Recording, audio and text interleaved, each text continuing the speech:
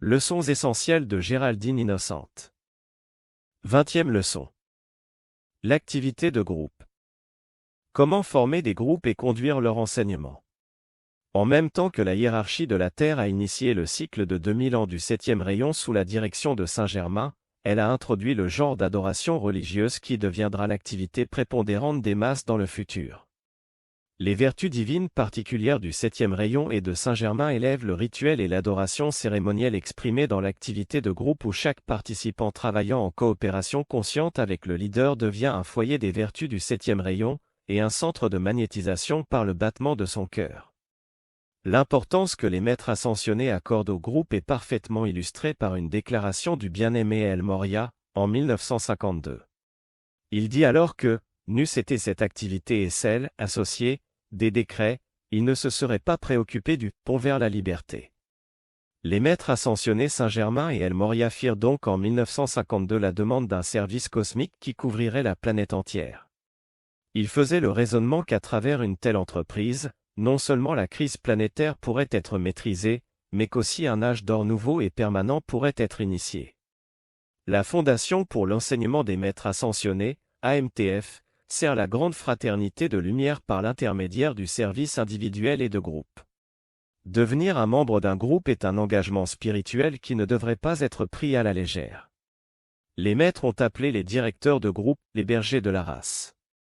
Bien-aimé Jésus a dit, « Là où deux ou plusieurs personnes se réunissent en mon nom, je serai parmi elles. » Cela met en relief l'importance de l'activité de groupe. Un autre maître a dit, « L'activité de groupe est l'espoir du ciel. » La loi de conservation de l'énergie s'applique aussi aux êtres ascensionnés. Pour agir sur leur propre octave de maître ascensionné, ils disposent d'une somme d'énergie illimitée, ce qui n'est pas le cas dans leur relation avec l'humanité non ascensionnée. Pour atteindre chaque étudiant individuellement, le maître doit forer un tunnel au travers de la substance psychique. Les maîtres ont comparé cela au percement d'un rocher. Par comparaison, pour traiter avec un groupe d'étudiants, le maître ne doit creuser qu'un seul tunnel, ce qui libère l'énergie du maître pour d'autres buts.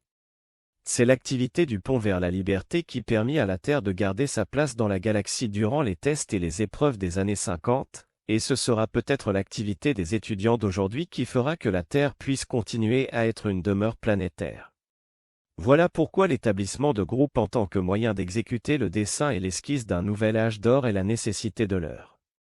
Chers étudiants, ne croyez pas que vous deviez lire tout le matériel avant de devenir un directeur de groupe ou de sanctuaire. Beaucoup ont commencé à un modeste niveau. Si vous faites une erreur, réessayez. Le plus important est votre motivation et votre volonté de commencer aujourd'hui. Demain ce sera peut-être trop tard.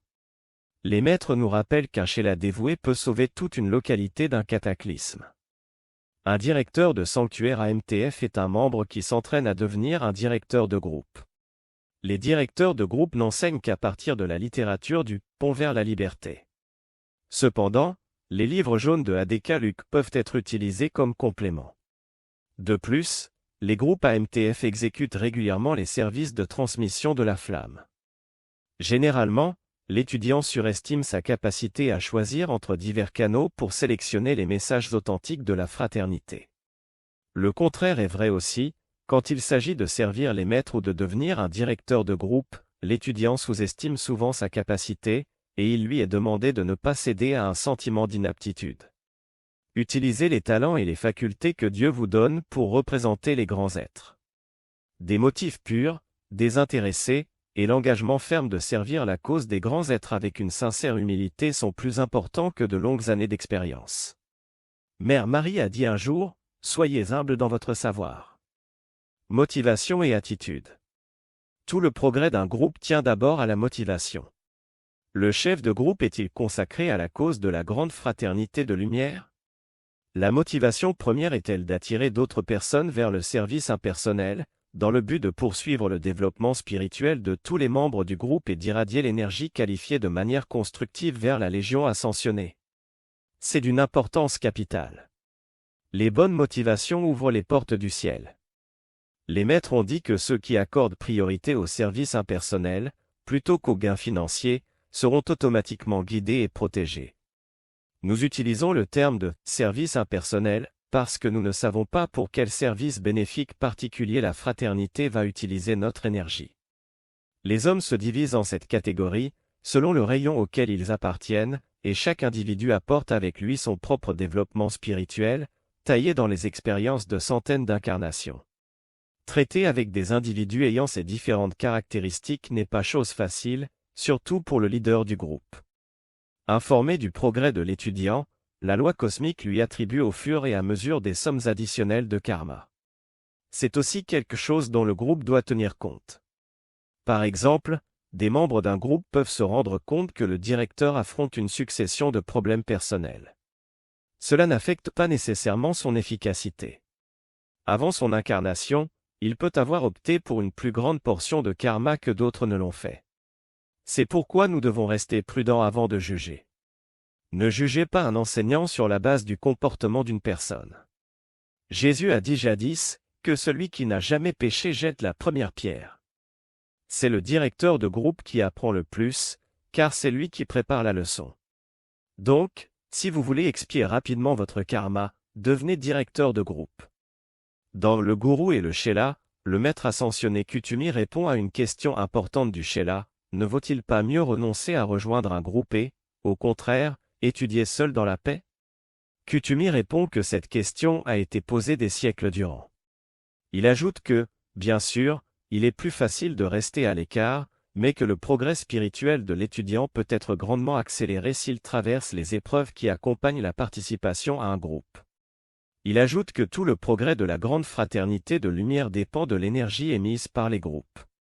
Au sujet du développement spirituel nécessaire pour commencer un groupe, Kutumi précise: si la grande fraternité de lumière devait attendre qu'un directeur de groupe fût parfait, elle pourrait attendre une éternité. Kutumi met en relief l'attitude nécessaire des étudiants de la lumière. Il rappelle quelques paroles qu'il a écrites alors qu'il était saint François d'Assise. Seigneur, fais de moi le canal de ta paix, pour que, là où est la haine, je puisse apporter l'amour. Là où est le mal, je puisse apporter l'esprit du pardon. Là où est la souffrance, je puisse apporter l'harmonie. Là où est l'erreur, je puisse apporter la vérité. Là où est le doute, je puisse apporter la foi. Là où est le désespoir, je puisse apporter l'espoir. Là où sont les ombres, je puisse apporter ta lumière. La plateforme, le but et les objectifs du groupe peuvent être résumés ainsi. 1. Conduire les réunions selon les enseignements des maîtres ascensionnés, tels qu'ils ont été transmis par Géraldine Innocente. 2. Présenter des leçons édifiantes, fondées sur ce matériel. 3. Apporter l'énergie du groupe à la Légion ascensionnée par les décrets, chants et visualisations. 4. Encourager une attitude coopérative et l'esprit de team dans le groupe en écoutant les suggestions de tous les membres et en les traitant ensemble. 5. Éviter la critique négative entre les membres et envers toute autre personne au groupe. Admission de nouveaux membres. Avant d'être admis dans un groupe AMTF, l'étudiant devrait être interviewé par le directeur du groupe. Le but du groupe devrait lui être présenté. Cela comprend les explications suivantes. 1. Le matériel d'enseignement est fondé exclusivement sur les dictées des maîtres ascensionnés transmises par l'intermédiaire de Géraldine Innocente. 2. Pourquoi nous rassemblons-nous en un groupe et pourquoi prononçons-nous des décrets? 3. L'horaire des leçons, une fois établi, ne devrait pas être changé, les maîtres dépendent de cette énergie à ce moment particulier. 4. Quelles sont les responsabilités du directeur et des membres du groupe? Partage des frais relatifs à l'activité de groupe. Un tronc anonyme est souvent utile. 5. Engager le nouveau membre à faire ses exercices journaliers, ainsi qu'il est spécifié dans le livre des décrets, et à appliquer l'enseignement au mieux de ses connaissances et à faire quelques travaux à la maison, le cas échéant. 6. Nécessité d'acquérir le livre des décrets et le livre des méditations journalières. Les étudiants ont la responsabilité de se tenir à ces règles. Dans certains cas, il peut être nécessaire de constituer une classe réservée aux débutants. De cette manière, la dynamique accumulée du groupe déjà établi n'est pas retenue par un nouveau participant. La préparation d'une leçon. Pour préparer une leçon, le choix du matériel est une tâche écrasante. 7000 pages imprimées sont disponibles, en anglais. Il va sans dire que la première préoccupation doit être de présenter les 21 leçons essentielles. Elles ont été développées dans le but particulier de promouvoir le développement spirituel des individus et des groupes.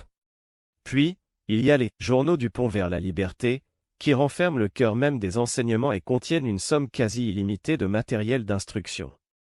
À côté de cela, d'autres lectures sont recommandées: L'homme, origine, histoire et destinée, mystère dévoilé, enseignement pour le nouvel âge d'or. Et pour le directeur de groupe, il est essentiel de reconnaître les différents niveaux de développement des membres du groupe afin de préparer une leçon qui profite à tous. Comment les 21 leçons essentielles devraient-elles être présentées? Cela dépend entièrement du directeur de groupe. On peut suggérer aux membres de lire préalablement chez eux la leçon et au directeur de groupe de la résumer dans ses propres termes au cours de la séance. Certains individus apprennent mieux en lisant, d'autres en écoutant. Cette méthode réunit donc les deux manières. Elle peut être complétée par une séance de questions-réponses ou par une discussion de la leçon. Pendant qu'il prépare la leçon, le directeur de groupe devrait se souvenir des paroles de Mère Marie au sujet de l'importance d'être dans un état de grâce attentive.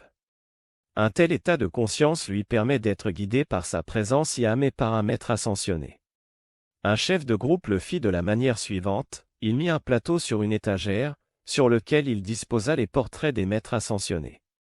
Puis il prononça le décret suivant: Yamin Saint Graal et j'accepte les suggestions de la Légion ascensionnée pour mieux préparer les leçons à l'intention du groupe AMTF. Les résultats furent surprenants. Très souvent, en effectuant d'autres recherches, il tombait sur un article intéressant, qu'il déposait sur le plateau. À partir de ce matériel, il préparait les leçons et les articles sélectionnés convenaient toujours aux besoins du jour. En 2 ans, il n'eut jamais à répéter une leçon, car il y avait toujours suffisamment de matériel disponible. Une autre manière de préparer une leçon est de jeter sur le papier n'importe quelle inspiration reçue dans la nuit et plus particulièrement au petit matin. Pour ce faire, une lampe stylo est toujours très utile. Pour un maître ascensionné, il est plus aisé d'atteindre un étudiant durant les premières heures du matin, car l'énergie requise pour cela est moindre. Les maîtres ascensionnés contactaient Géraldine Innocente vers 4 heures du matin. Une leçon peut être donnée en reconnaissance d'un événement spécial, tel que le service de transmission de la flamme, Pâques, journée d'action de grâce, Thanksgiving, jour de l'ascension de Mère Marie, Assomption, Noël, Festival du Wozak.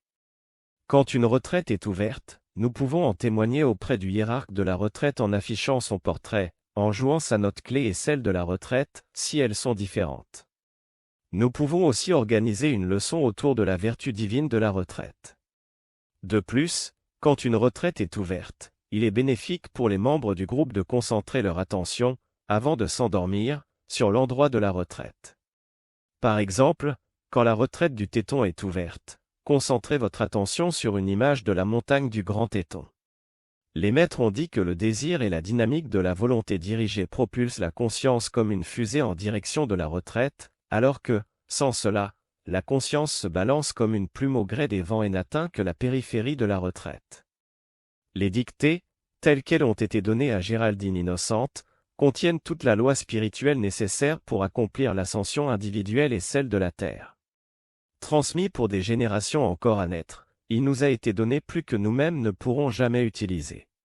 C'est pourquoi il n'est pas nécessaire d'introduire du matériel en provenance d'autres sources. La préparation d'une séance. Les maîtres ont insisté à plusieurs reprises sur l'importance de la préparation appropriée d'une séance. Ils ont souligné que plus on dépense d'énergie dans la préparation, plus ils en disposent eux-mêmes pour assister l'humanité. Saint-Germain a dit: à côté de l'obligation envers le groupe, l'étudiant moyen a d'autres obligations.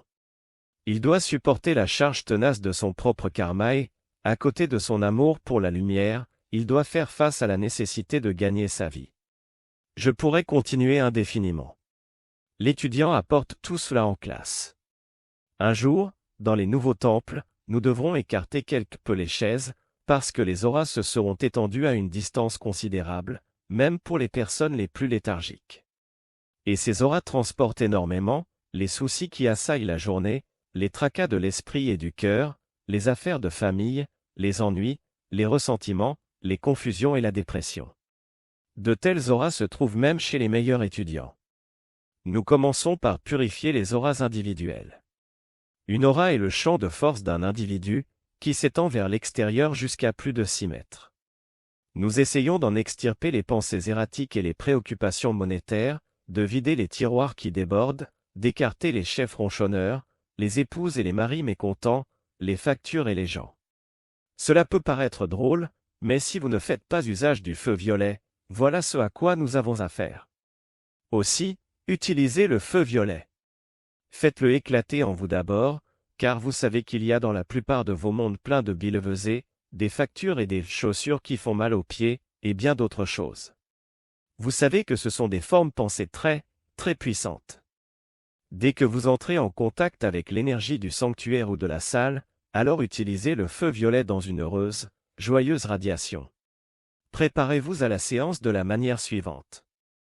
1. Avant l'arrivée des participants, le directeur de groupe joue quelques musiques inspirantes et projette le feu violet à travers la salle. 2. Avant la séance, le leader du groupe peut prononcer le décret suivant: puissante présence IAM, attire dans ce lieu toutes les personnes qui peuvent bénéficier de ce service, être en harmonie avec lui et le dispenser. Écartez toutes les autres. 3. Avant le service, chacun devrait calmer ses corps intérieurs. Les membres du groupe le font soit à la maison, soit en se rendant sur le lieu. Ils peuvent écouter de la musique qui les inspire, se mettre en contemplation ou prononcer quelques décrets, plus particulièrement en rapport avec la flamme violette. 4. Un ange cérémoniel est assigné au directeur de groupe, et d'autres, en stage de formation, le sont pour chaque membre. Ces anges arrivent à la séance bien en avance. En calmant ses corps intérieurs, chaque individu s'élève à son niveau maximum de service au groupe. En d'autres termes, si les étudiants arrivent prêts au rendez-vous, les corps intérieurs reposés, la légion angélique n'a pas à remplir cette tâche, et plus d'énergie et de radiation de la présence maîtresse sont donc disponibles pour le groupe et pour l'humanité. Le jour de la réunion n'est pas en soi de première importance. Ce qui est important est qu'une fois le jour choisi, il ne devrait pas y avoir de changement, car il s'établit un rythme aux niveaux intérieurs. De même, tous les rendez-vous devraient avoir lieu au même endroit. 5. Si le groupe est important, certains membres peuvent s'installer à la première rangée pour préparer le sanctuaire. Cela a pour effet supplémentaire de former un cercle de protection autour du directeur de groupe.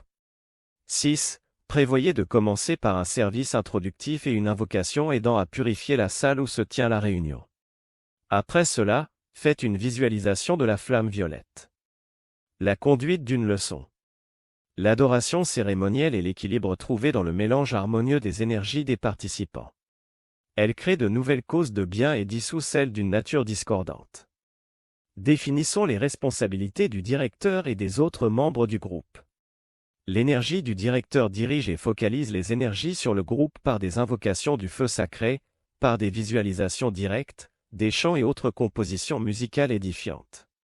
La capacité du directeur à obtenir et à conserver l'intérêt du groupe, de même que la joyeuse coopération de chaque membre détermine l'efficacité du service. Les énergies libérées par le sens du devoir ou de la peur ont peu de valeur. Une énergie joyeuse, heureuse, est l'espoir du ciel. Pour le service du chef de groupe, Kutumi a dit: un leader rend un grand service à Dieu et à son prochain, en même temps qu'il purifie son propre karma individuel. Si l'instructeur attendait jusqu'à ce que lui-même eût atteint la perfection avant de partager sa connaissance et, avec enthousiasme, sa lumière spirituelle avec son prochain, nous n'aurions aucun représentant sur la terre. Considérez donc le chef de groupe comme un camarade étudiant, bénissez-le, priez pour lui, et reconnaissez son courage à assumer par ce service les forces et les faiblesses d'autres individus. Ne le détruisez pas par votre condamnation, audible ou silencieuse.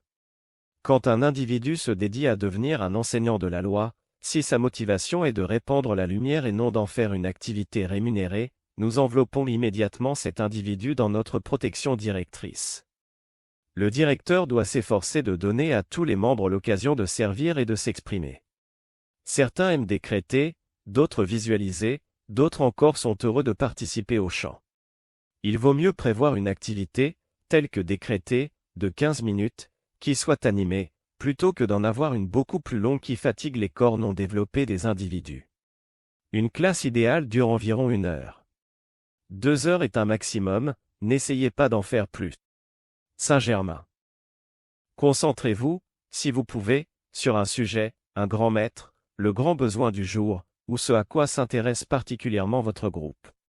Puis, souvenez-vous que l'esprit ou la conscience externe de l'être moyen a de la peine à se concentrer sur une chose ne serait-ce que 5 minutes.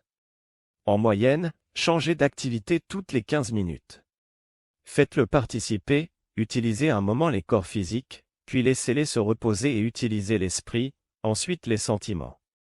La réunion devrait se terminer sur une note haute. Faites que les gens emportent avec eux la lumière. Chaque membre du groupe devrait réaliser qu'il fait partie d'une équipe et que, si elle va dans une certaine direction, tous doivent suivre. Les pensées et sentiments doivent être centrés sur la direction que suit le groupe. Dans une chaîne, le rêve et l'étourderie sont les caractéristiques d'un maillon faible. Chacun est important, il n'y a ni chef, ni spectateur. Les étudiants ne devraient jamais faire preuve d'un comportement du genre éponge, qui absorbe l'enseignement sans retourner de quelque manière que ce soit les énergies de la Légion ascensionnée et du directeur. Cela peut inclure une aide financière. Voici quelques idées supplémentaires sur le Sheila et son devoir d'être un membre efficace du groupe. Kutumi a dit que beaucoup d'étudiants attendaient d'être loués pour leur seul intérêt à l'instruction des maîtres. Il dit aussi: le Sheila, qui souhaite recevoir l'aide et l'enseignement de la grande fraternité de lumière, s'oblige par sa demande à équilibrer ce don au moyen d'une part proportionnelle de service impersonnel et universel. Personne ne demande à qui que ce soit qu'il s'abreuve à la fontaine de la connaissance, mais s'il le fait, son obligation à la vie est d'utiliser cette connaissance pour le bien du genre humain. Il doit ajuster ses affaires personnelles et ses obligations individuelles avec sagesse et de manière harmonieuse en poursuivant la voie du milieu, service, récréation et sommeil. Le Sheila qui étend sa main et accepte l'amitié et la vie des maîtres, puis utilise cette énergie pour le seul développement de son monde personnel, se coupera tôt ou tard de plus grandes libérations venant d'en haut. L'étudiant qui désire un plus grand développement individuel et service à la fraternité doit se préparer à une telle tâche. Kutumi continue. Nombreux sont les moyens par lesquels un Sheila peut dédier volontairement une partie de ses énergies et développer une dynamique de conscience pour promouvoir le progrès de la race. En premier lieu, cela demande une honnêteté à toute épreuve de la conscience du Sheila qui évalue sa propre valeur, mentale, émotionnelle et physique. Après estimation, un tel Sheila voit s'il peut être concrètement utile à ce moment au développement de l'intérêt pour la volonté de Dieu. Beaucoup de bons Sheila gaspillent toute une vie dans l'attente d'une injonction cosmique et laissent passer l'opportunité en or à portée de la main. À ce sujet, le Mahachohan a dit: vous vous souviendrez que la lampe de la Vierge sage était prête et pleine d'huile. Elle était prête pour quand viendrait le futur marié. Dans une dictée intitulée « Méthode d'invocation du feu sacré », Saint Germain a dit: le pouvoir magnétique de l'élément feu dans le cœur ne peut être dénié par une intelligence ou un pouvoir du feu sacré dans aucun royaume, humain ou divin. Cette loi est irréfutable. Nous partons donc du principe que l'accomplissement est une certitude. Le moyen et la manière par lesquels ce feu sacré peut être extrait, focalisé, moulé et dirigé, varient suivant le développement individuel de l'étudiant et le rayon auquel il appartient, puis selon l'exigence de l'or dans le cadre des événements locaux, nationaux ou mondiaux. Pour développer pleinement les pouvoirs d'invocation en lui-même, l'individu doit reconnaître d'abord qu'il y a dans son propre cœur un rayon focalisé de la présence et du pouvoir de la divinité qui renferme en lui-même le schéma de sa propre grandeur future, de la même manière que la semence contient en elle-même le schéma de la fleur future. La reconnaissance et l'acceptation de la présence de Dieu dans le cœur et la conviction dans les sentiments que, par cette présence et par l'autorité de son pouvoir, l'étudiant peut invoquer et attirer, de n'importe où dans l'univers, n'importe quel pouvoir nécessaire pour apporter de l'aide dans l'environnement dans lequel il fonctionne, font de lui un prêtre ou une prêtresse du feu sacré, capable d'invoquer et de diriger avec une efficacité croissante sa présence flamboyante pour l'élévation de son prochain et pour une plus grande liberté de la vie partout. Le pouvoir de pensée qui réside dans la conscience de l'homme est à l'unisson de la faculté créatrice par laquelle la divinité a moulé la substance informe de l'univers en étoiles, planètes et systèmes de monde. Aussitôt qu'un homme pense, une forme pensée se crée. Le degré de développement de son corps mental détermine la clarté et la perfection de la forme pensée. La qualité, la nature et le développement du corps émotionnel déterminent la pureté et la force de la forme pensée vivifiée. Les centres créatifs de la pensée et du sentiment sont focalisés par le directeur de groupe en visualisation collective. La faculté du directeur de créer des images pensées claires et de stimuler la nature émotionnelle coopérante de l'assemblée va déterminer l'efficacité de ce secteur du service. L'activité de décret établit une différence importante entre les groupes AMTF et beaucoup d'autres. La prière est bonne et la méditation aussi. Toutes deux favorisent la croissance spirituelle de l'individu et la création d'une magnifique aura qui peut bénir les autres, mais ces activités n'aident pas les maîtres. Pour apporter son assistance à un groupe ou à un individu, un maître dépend du retour de l'énergie, dirigée volontairement et consciemment sur lui. Le décret, la contemplation, méditation associée à l'attention de l'étudiant vers le maître, et les chants qui incorporent le nom et l'activité spéciale d'un maître, voilà le type d'énergie que celui-ci peut utiliser. De ces activités, les décrets et les chants sont les plus efficaces. L'énergie disponible pour les maîtres est la somme de l'énergie dépensée en préparation, ajoutée à celle libérée durant la réunion. Les maîtres reprennent cette énergie et la multiplient par 2. 80% de la puissance d'un décret se trouve dans la capacité de visualiser et d'avoir un concept mental clair de ce qui est prononcé. De même, quand on distribue de la littérature, il est très important de visualiser la flamme d'illumination au-dessus de l'étudiant qui la reçoit. On peut invoquer l'archange Jophiel et le maître ascensionné Kutumi pour faire resplendir cette flamme à travers l'étudiant recevant la littérature. Que les étudiants entrent calmement dans le sanctuaire. Le directeur de groupe peut dire, avec une vénération profonde, nous envoyons la pleine dynamique accumulée de cette classe dans le champ de force se trouvant au-dessus du sanctuaire, pour l'usage de la Légion ascensionnée. Visualisez cet envoi. Une fois que le groupe s'est réuni pendant quelque temps, ou si les étudiants ont étudié pendant de nombreuses années, le groupe peut décider de ne plus tenir de leçons d'enseignement, mais seulement des sessions de décret, accompagnées de chants, de musique, de contemplation et, peut-être, d'un moment de questions-réponses. Quand une classe a atteint une certaine taille, il ne faut pas la diviser. En général, un grand groupe a une dynamique plus importante que plusieurs petits groupes. Le directeur de groupe ne devrait pas être préoccupé par le fait que peu d'étudiants fréquentent les réunions. Motivation, attitude et engagement envers la cause sont très importants. Si un groupe dispose de ces attributs, s'il se garde des influences négatives, il prospérera. La fraternité est éternellement reconnaissante envers chaque membre pour ses efforts, et chaque participant progressera à pas de géant vers le but de toute vie, l'ascension. La musique. Comme la plupart des bien-aimés Sheila qui participent aux activités de groupe sont occupés par des activités du monde extérieur et, de ce fait, sont obligés de venir aux réunions depuis ce service, on ne peut assez souligner la part de la musique pour calmer le monde des sentiments de l'individu, pour relaxer le corps physique et pour stopper la révolution rapide des schémas de pensée dans les corps mentaux. Par ce moyen, la structure atomique des corps des étudiants est polarisée à nouveau. Puis, la Légion angélique commence à tisser la structure spirituelle, sous la direction du maître président, à partir de la substance même et de l'énergie des individus du groupe. Le genre de musique utilisé détermine le type d'assistants invisibles attirés dans l'atmosphère de la salle. Des formes pensées magnifiques sont construites par ces êtres invisibles, et quand l'assistance accompagne la musique par la voix, les formes intérieures sont vêtues des énergies physiques des chanteurs et deviennent un puissant pouvoir qui sublime les énergies de nature inférieure.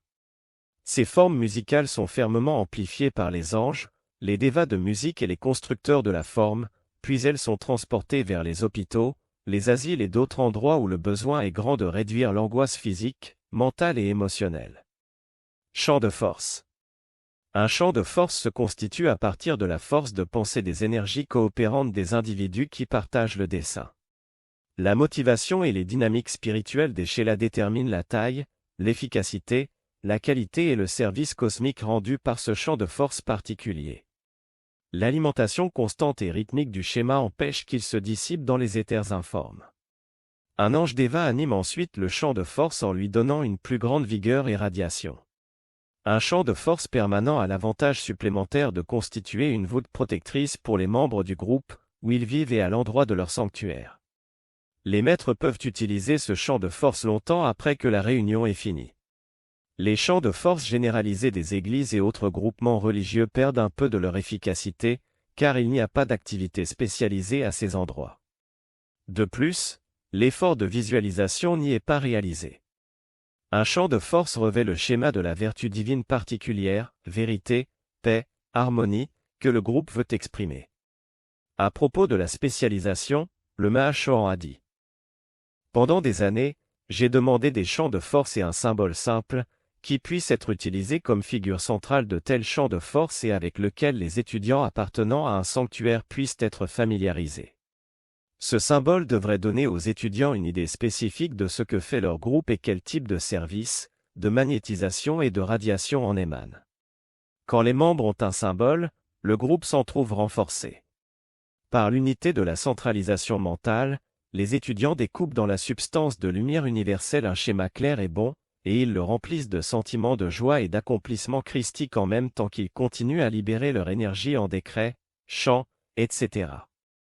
Alors, en projetant leur conscience, ils peuvent voyager dans ce symbole, qui est une forme réelle, créée de substances lumineuses, soutenues et étendues par les énergies de groupe.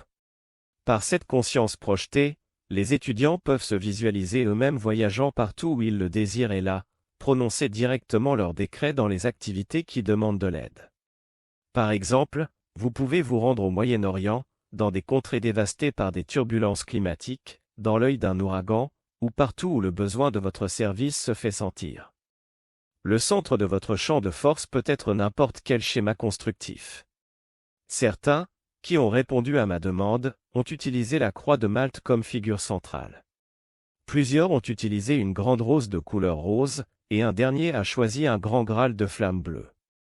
Comme vous l'avez vu dans votre pont, quelques groupes ont réalisé par leurs appels et les énergies dirigées de leur champ de force la dissolution de masses flottantes de glace, l'arrêt de tempêtes, la prévention et l'élimination de conditions propres aux inondations.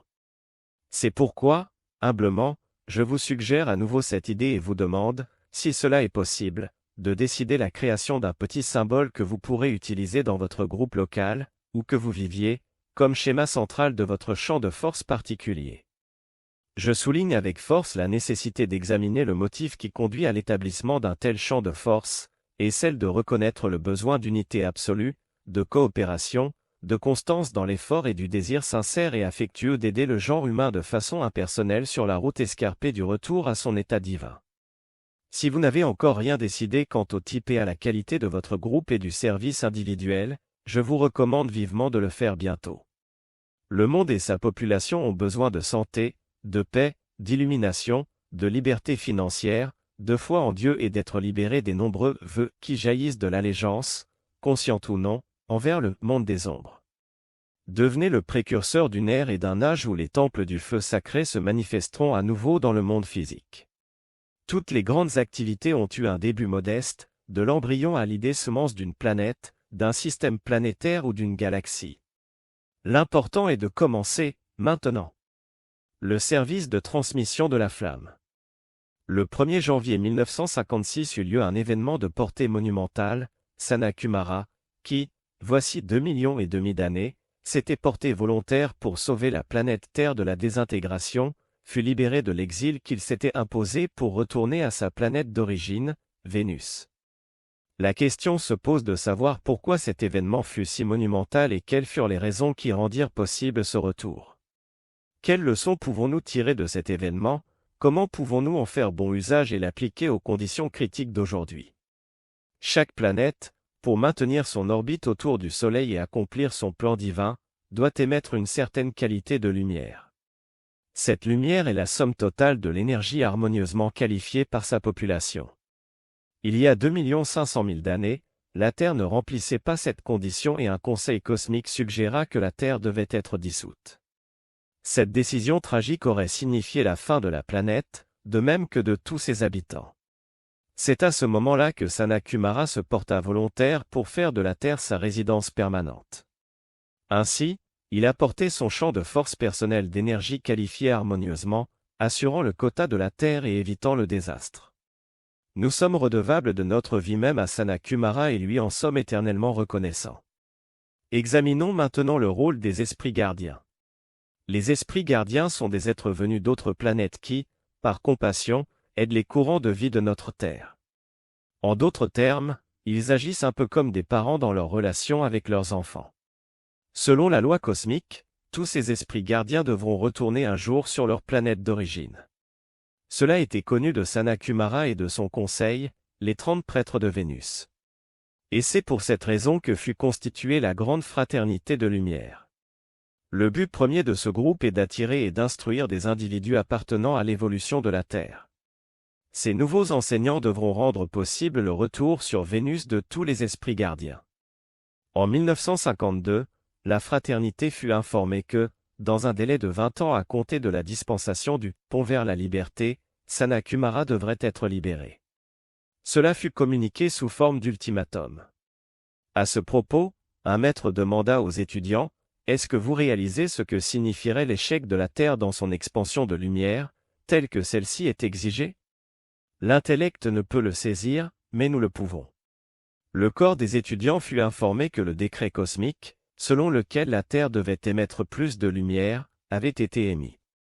Pour pouvoir libérer Sanat-Kumara, le bien accumulé dans son corps causal devait être compensé par des courants de vie terrestres. Ce fut alors, en 1952, que le Mahachohan suggéra l'introduction du service de transmission de la flamme, afin de parer à cette urgence. Le Mahachohan déclara que la situation demandait un nouvel effort particulier.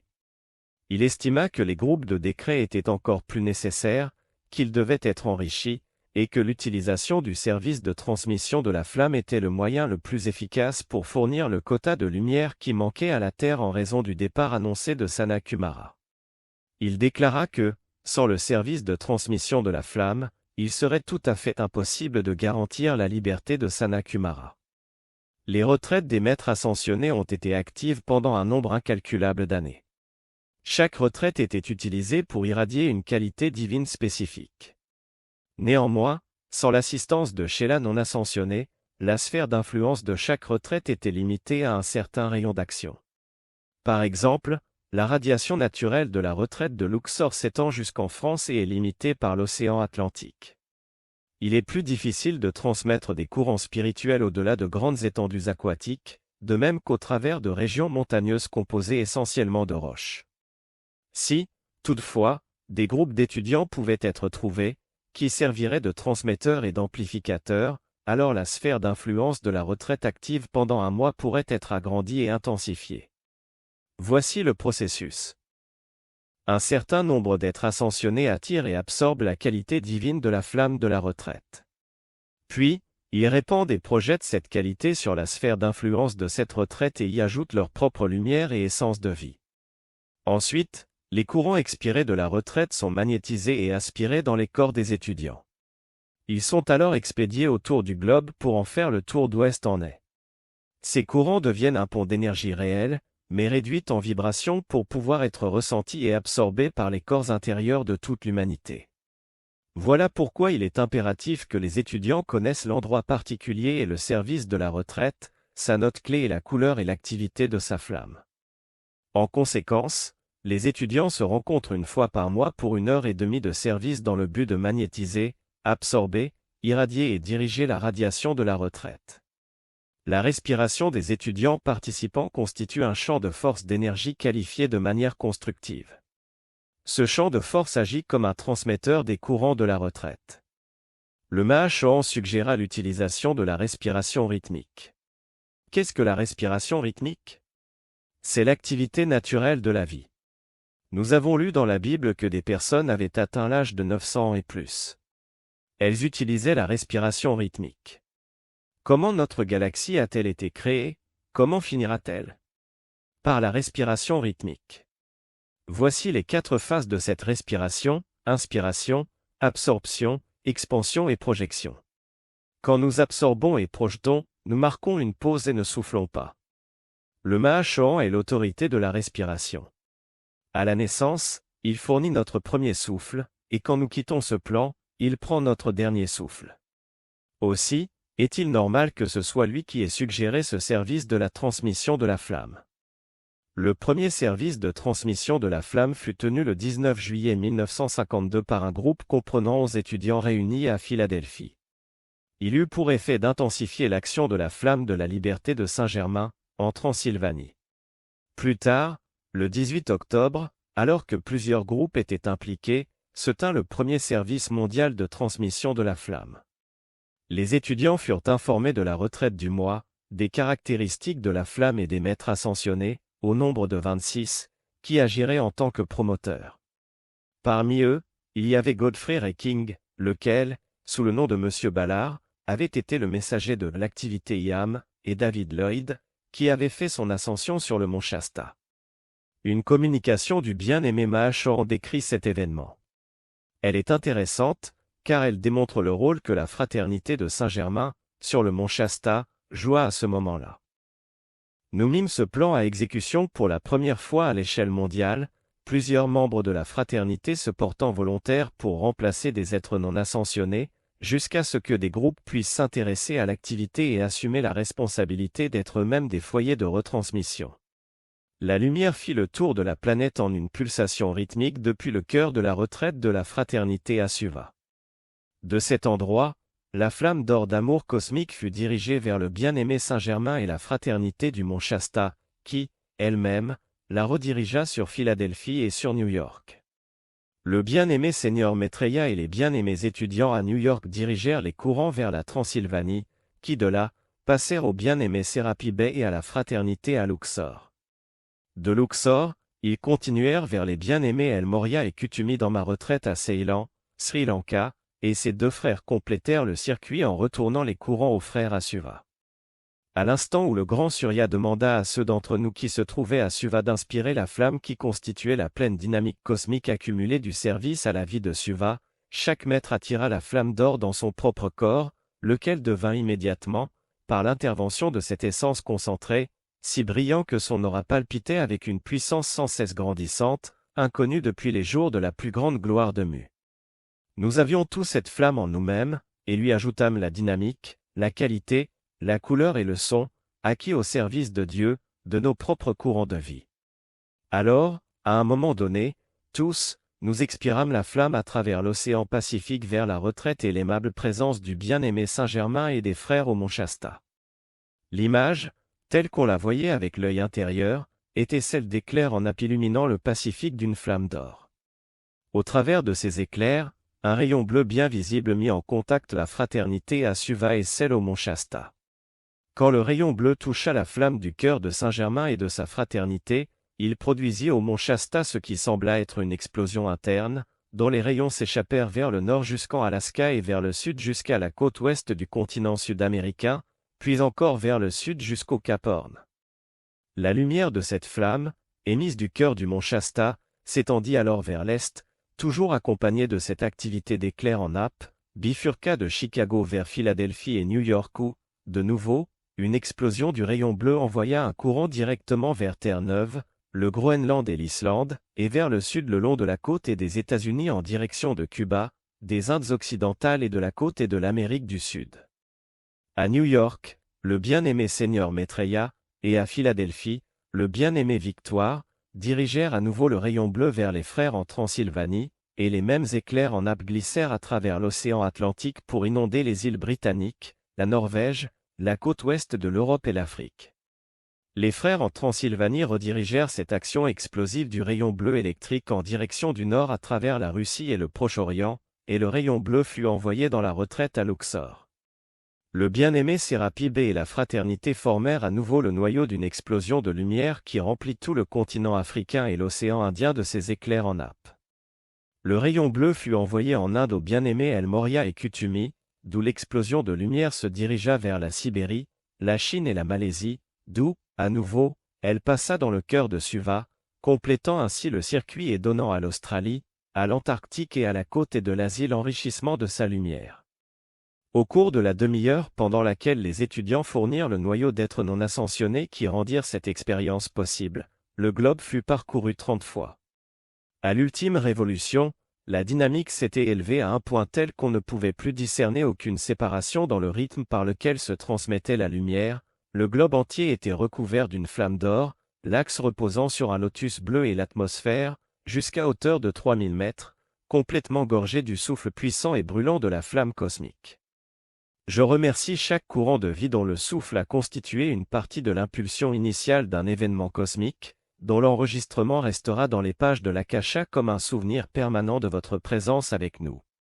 Seigneur Mahachohan, 19 octobre 1952.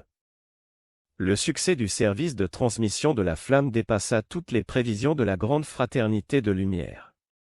Fin 1955, déjà, la lumière de la Terre avait augmenté dans de telles proportions que Sanat-Kumara put être libéré. L'honneur de l'annonce fut accordé au bien-aimé El Morya, car c'est lui qui avait été le promoteur de la dispensation du pont vers la liberté. En résumé, le service de transmission de la flamme dépend de disciples fiables, qui seront des récepteurs et des transmetteurs. Les maîtres ascensionnés préviennent qu'être seulement un récepteur des enseignements supérieurs, sans les transmettre, s'assimile à l'action d'une éponge, qui seulement absorbe. Le Mahachohan avertit que cela serait une faute grave. Selon les maîtres, si un étudiant offre un peu de son souffle pour le progrès de la race, il reçoit automatiquement de la vie une part plus importante des dons qui résident dans la substance de l'air et des éthers. Les Chélats se soumettant à l'entraînement par la transmission de pensée, en participant au service de transmission de la flamme, deviennent des partenaires actifs de la grande fraternité de lumière. Extrait du « Manuel des étudiants du pont vers la liberté ». Qu'est-ce qu'un groupe ou sanctuaire? Les sanctuaires et les groupes sont l'espoir du monde. Beaucoup d'excellents mouvements attirent l'attention et la conscience de femmes et d'hommes bons vers la vérité de la vie, vers la présence des maîtres ascensionnés, mais le service constant et rythmé consistant à fournir un foyer du feu sacré et des conducteurs des dons de la divinité envers l'humanité est l'apanage du rayon cérémoniel. Par l'intermédiaire des rares êtres qui montrent un intérêt significatif pour mes entreprises, je cherche à extérioriser un moyen équilibré, digne et magnifique par lequel la Légion angélique, l'humanité de la Terre et le royaume élémental puissent se rassembler consciemment autour du service et de l'adoration. Saint-Germain. La préparation de l'étudiant. Je ne pense pas que vous réalisiez combien de temps il faut, avant que vous n'arriviez en classe, pour vous préparer émotionnellement, mentalement, sur les plans éthériques et physiques, pour autant que vous vous trouviez dans un état de grâce et souhaitiez cette préparation. Celle-ci est confiée à un être qui a reçu l'instruction de purifier votre atmosphère et de vous mettre dans un état de paix relatif. Quand les sentiments ou le mental sont en ébullition, bien peu de choses peuvent pénétrer dans la conscience extérieure. Ainsi que le Seigneur Maitreya vous l'a dit voici quelque temps, c'est à la conscience extérieure et à l'âme, la conscience éthérique, que nous devons parler. Votre jeu divin est déjà libre. C'est la persuasion du jeu externe, le fait de l'inciter à un effort continu, qui demande toutes les énergies que, de notre côté, nous pouvons consacrer. Il faut aussi de votre part tout votre amour, toute votre énergie et votre lumière pour entretenir l'intérêt des gens envers la loi cosmique. El Morya. Les anges cérémoniels. L'ange de la cérémonie a accès à la conscience du directeur des activités de groupe. Il y a aussi des anges en apprentissage, attribués aux membres du groupe. Ces apprentis s'efforcent d'atteindre chaque membre dans sa qualité de conducteur des bénédictions libérées par les activités de groupe, et d'élever son action vibratoire à son niveau le plus élevé. Saint-Germain. La préparation de la séance par le chef de groupe et par les membres. Le directeur sage commence la préparation du sanctuaire et l'invocation des anges protecteurs et purificateurs pour les membres du groupe longtemps avant l'heure prévue pour la cérémonie. Cela peut être fait par le directeur lui-même ou par un petit groupe d'étudiants pouvant être entraînés à entrer dans le sanctuaire et à fournir par leurs propres énergies le pouvoir magnétique d'attirer les courants purificateurs de la flamme violette. Une musique contemplative ajoute à la dynamique de la préparation. Le groupe doit être entraîné dans la compréhension que les anges ont créé une forme réelle, faite de substances de vie qualifiées et sanctifiées. Cette forme est un véritable Graal destiné à contenir l'épanchement de la bénédiction de la classe, et les membres du groupe doivent pénétrer avec vénération dans cette sainte atmosphère. Plus les êtres non ascensionnés préparent le service, en purifiant le sanctuaire, en aménageant une atmosphère de silence, de vénération et d'harmonie, moins nos énergies vitales sont sollicitées.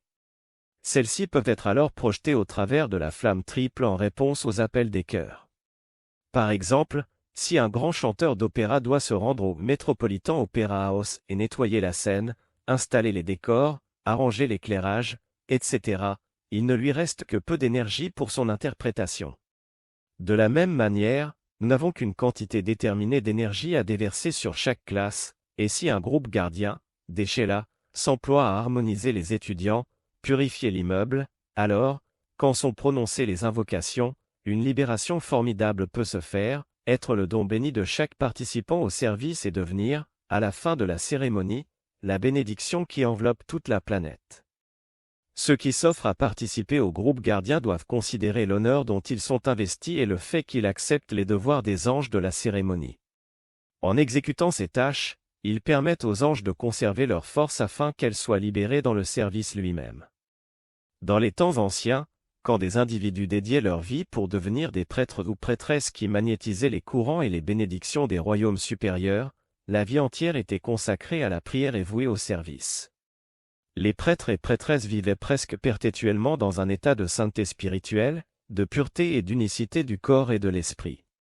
C'est pourquoi il était relativement simple d'invoquer les anges cérémoniels, les constructeurs de la forme, anges d'Eva, et de sanctifier l'immeuble et le sanctuaire longtemps avant que ne se rassemblât la congrégation d'adoration. Ainsi, l'atmosphère naturelle et l'aura n'étaient jamais sujettes aux diverses vibrations qui traversent les immeubles pouvant abriter des intérêts non seulement spirituels, mais aussi commerciaux. Saint-Germain. Le danger de la critique. Vous ne savez pas quand vous pourrez être appelé à une position de service, et je vous dis qu'en termes de loi, vous serez toujours mis à la position tenue par une autre personne que vous critiquiez dans cet effort précis. Ainsi, il est sage d'arrêter de condamner d'autres courants de vie, car quand vous serez à leur place, vous ne la trouverez pas aussi confortable, ni vous-mêmes aussi efficace que vous ne le pensiez alors que vous observiez les bras croisés les erreurs tellement évidentes de vos prédécesseurs. El Morya. Le Shellah devrait poursuivre le cours généreux, compatissant, tolérant, d'un disciple du Christ. Le directeur, ou porte-parole, du groupe a offert, quelles que soient ses limitations personnelles, de créer un foyer d'individus aspirant à la divinité, par lequel deux buts sont recherchés. D'abord, l'étudiant individuel est stimulé par l'enthousiasme, l'inspiration, la force et la conscience collective de ceux qui poursuivent le même objectif. L'étudiant est également le récepteur de toutes les énergies spirituelles magnétisées et attirées par les chants, invocations, décrets et visualisations. Ensuite, la divinité et les maîtres, l'armée angélique et les anges d'Eva ont à leur disposition un conducteur par lequel leurs énergies peuvent se transmettre dans les mondes mental et émotionnels des humains qui ne sont pas encore en train de rechercher l'endroit du plus haut. Ainsi, un tel chef rend-il un grand service à Dieu et à son prochain, en même temps qu'il tente de purifier son karma. Si l'instructeur attendait d'être lui-même parfait avant de partager son savoir, son enthousiasme, sa foi et sa lumière spirituelle avec son prochain, nous n'aurions pas de représentants dans le monde de la forme. Kutumi. La préparation de la leçon. Le directeur de groupe ressent consciemment ou non l'injonction de dédier la classe à quelque activité spécifique du feu sacré, à un maître particulier ou à un besoin quelconque, local, national ou mondial. Parfois, c'est le maître qui veut rendre un service particulier et en imprime l'idée dans la conscience du directeur. Parfois, c'est le directeur qui, par des invocations sincères, attire l'attention d'un maître, lequel, en réponse à cet appel, inspire des bénédictions d'un type particulier. Quand le directeur ne ressent pas d'intuition ou de nécessité particulière, la classe et les énergies attirées et libérées sont utilisées à poursuivre la cause de Dieu, le bien. Saint-Germain. La conduite d'une séance. De la vraie prêtrise qui existait en Atlantide et en Lémurie, une protection ressurgira dans le monde en même temps que vous développerez votre propre maîtrise divine. Cette protection naît chaque fois que vous soulignez le sentiment d'amour dans toutes vos invocations, décrets, chants et visualisations. Ces énergies montent haut dans l'atmosphère, traversent toutes les vagues de création humaine et se relient à l'action vibratoire des êtres divins que vous invoquez et dont vous appelez l'assistance vers les conditions dont vous sentez qu'elles ont besoin d'aide. Archange Zadkiel. Il est demandé à ceux qui ont une responsabilité de développer un équilibre, une tolérance et une compréhension du fait qu'il y a 7 types d'êtres humains avec lesquels ils doivent traiter. Vous pouvez avoir un auditoire complètement endormi à la suite d'une trop longue visualisation, parce que le mental n'y résiste pas. Vous pouvez avoir une assistance au bord des larmes à cause d'une classe de décrets excessivement zélée. Il vous faut trouver l'équilibre entre l'intérêt pour le travail du maître et celui pour les gens que vous servez, et discerner quand, pour le bien de l'ensemble, il vous faut abandonner un sujet que, pourtant, vous aimez particulièrement. Vous avez des individus qui adorent le chant, et quand le chant est terminé, ils grommellent parce qu'ils ne sont pas disposés à laisser les individus appartenant à un autre rayon apporter leur contribution. Quand les particularités des 7 rayons se rejoignent en une combinaison altruiste, vous avez la puissance de Moria, la discrétion et le discernement de Lanto, l'indulgence du Mahachohan et de Paul le Vénitien, la chasteté de Sérapi Bey, l'exactitude scientifique dans la compréhension des pouvoirs de magnétisation et de radiation d'Hilarion, le ministère et l'amour de Jésus et de Nada. De même que le feu dans votre cœur pour faire de cette planète une étoile de liberté. Alors vous serez moi-même dans le monde de la forme. Et je plaide pour cela. Et je prie pour cela. Votre service est double, magnétisation et radiation. Saint-Germain. Quand un groupe d'étudiants se rassemble pour une séance, une grande présence maîtresse ou un déva se tient dans l'atmosphère. En même temps que les décrets, invocations et chants se succèdent à un rythme soutenu et équilibré, le taux vibratoire des atomes qui constituent vos corps physiques et intérieurs augmente, il en est expulsé beaucoup de substances mal qualifiées, qui est transmutée immédiatement par le grand être en charge de la séance. Vous seriez étonné de voir, avec la vue intérieure, combien de substances impures de vos mondes est transmutée par ce magnifique feu violet, toujours présent et bien disposé. Cette substance impure était logée dans vos corps physiques et intérieurs. Jésus. Code de conduite d'un disciple du Saint-Esprit, par le Mahachohan. 1. Sois toujours conscient que tu aspires à la pleine expression de Dieu, et consacre tout ton être et ton service à cette fin, comme il est dit si justement au premier commandement de Moïse. 2. Apprends la leçon de l'innocuité. N'inflige pas le mal, à quelque parcelle de vie que ce soit, ni par la parole, ni par la pensée ni par le sentiment. 3. N'agite pas la mer d'émotions d'un frère ou d'une sœur de manière inconsidérée ou délibérée, car sache que la tempête à laquelle tu soumets son esprit refluera tôt ou tard vers les rivages de ton propre courant de vie. Apporte plutôt de la sérénité à la vie, et sois comme le psaume qui dit si bien, de l'huile sur les eaux troubles. 4. Dissocie-toi de l'illusion personnelle. Aimes-tu ta personne plus que l'harmonie de l'univers? Si tu as raison, il n'y a aucune nécessité de la clamer, si tu as tort, prie pour qu'on te pardonne. En te surveillant, tu trouveras les ombres subtiles qu'on appelle autosatisfaction. 5. Parcours joyeusement ce monde, sachant que le corps est un temple dans lequel réside le Saint-Esprit qui apporte partout à la vie la paix et l'illumination. Traite ton temple de façon respectueuse et pure pour conserver à l'esprit de vérité une demeure convenable. Respecte et honore dans la gentillesse et la dignité tous les autres temples, sachant que souvent brûle une grande lumière dans une enveloppe grossière.